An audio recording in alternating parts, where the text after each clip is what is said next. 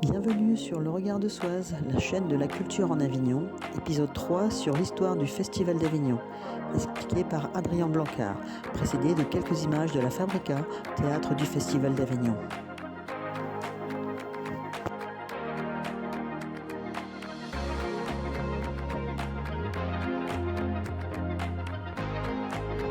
Alors, le premier défi pour cette exposition, c'était le nombre de mètres carrés qu'on avait à notre disposition.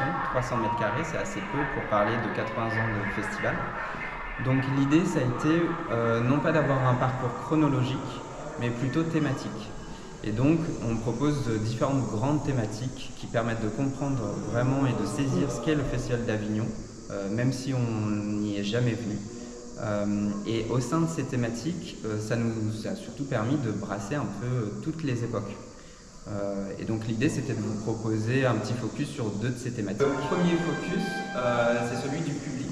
Cette exigence, elle vient sûrement de la volonté de Villard de permettre à ses publics, à ses festivaliers, d'avoir des moments de rencontre et d'échange. Là, on a par exemple cette grande photo où on voit Jean Villard assis accoudé sur sa petite table, entouré par du public.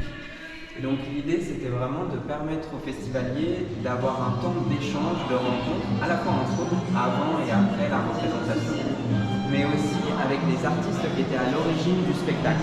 Et donc ça leur permettait de rencontrer l'auteur de la pièce, le traducteur parfois, les comédiens qui jouaient, le metteur en scène. Et en fait, ça leur permettait d'échanger, de comprendre, d'interroger le spectacle qu'on venait de leur présenter ou celui qu'ils allaient voir le soir même. Donc c'était vraiment des temps d'échange et s'interroger sur ce qu'on leur proposait. Et cette idée de rencontre, elle est toujours très présente à Avignon. Aujourd'hui, notamment, ça s'appelle le Café des idées, où des philosophes, des artistes, pas forcément en lien direct avec le théâtre, viennent aussi s'exprimer lors de ces rencontres avec le public. Au cloître Saint-Louis Au cloître Saint-Louis notamment. Du temps de Villard, c'était au jardin Urbain V, donc, qui est ce jardin qui colle le Palais des Papes.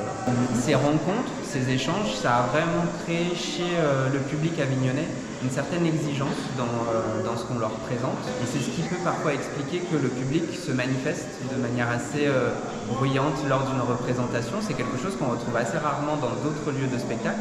Mais à Avignon, il n'est pas rare, par exemple, de voir des gens se lever en pleine représentation et de quitter la salle, voire de le faire des fois de manière assez bruyante, pour manifester leur mécontentement.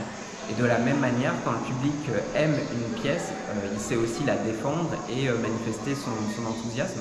Donc c'est vraiment un public qui n'est pas simplement spectateur, mais qui a un vrai regard, qui s'interroge vraiment sur ce qu'on lui présente. C'est très particulier à vivre, hein. Ça se fait beaucoup à la cour d'honneur. Oui. Dans le cadre des spectacles de création au public en fait. Ça peut être très déstabilisant, à la fois quand on est public et qu'on n'a pas l'habitude de voir ce type de comportement. Ça va à l'encontre de ce qu'on nous a appris. Quand on est dans une salle de spectacle, on doit être silencieux, on doit ne pas gêner la représentation. Là, c'est vraiment, ça va un peu à l'encontre de ça. Ça peut l'être aussi énormément pour les artistes qui sont sur scène. Mais en même temps, c'est de règles un peu tacites à Avignon. On sait que c'est comme ça, on sait que ça arrive. Les artistes le savent. Et ça rend la réception d'un spectacle à Avignon encore plus forte du coup. Ça crée vraiment un moment très particulier. Le public peut intervenir lors d'une représentation.